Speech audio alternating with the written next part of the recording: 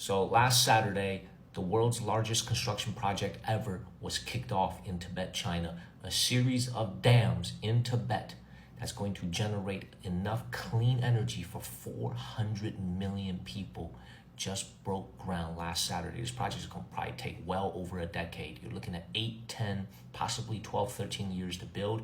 167 billion US dollars to build this thing. To put that into perspective, that costs more than the International Space Station.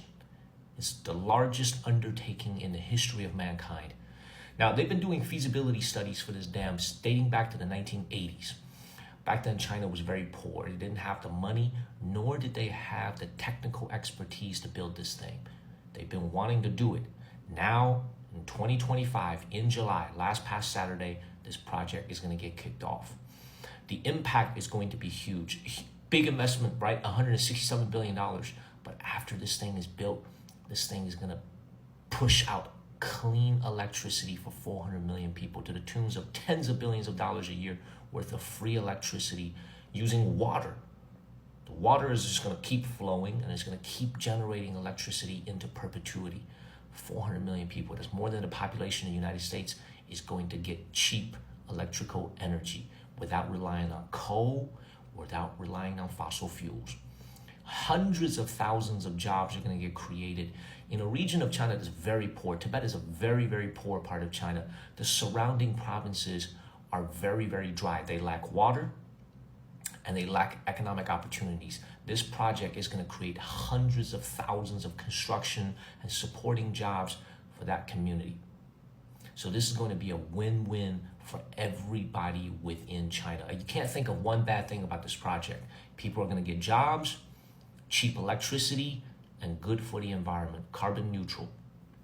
Now, if you guys ever go to Las Vegas, I suggest you try to go to the Hoover Dam.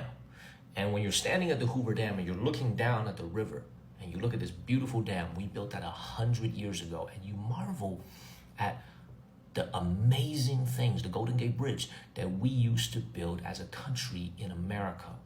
We really stepped back from that in the last 50 years.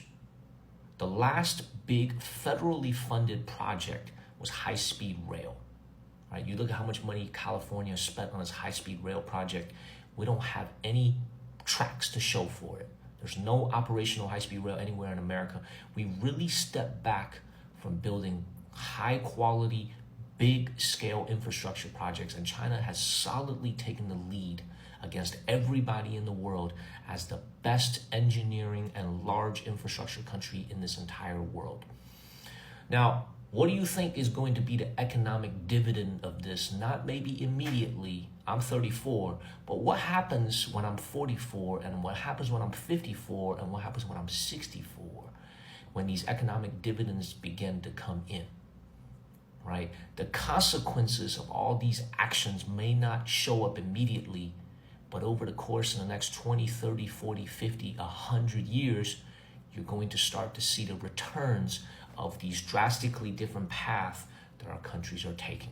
Perhaps it's time that we start getting back to investing in our own country to match what they're doing in China, because they are doing some very, very big things here in this country.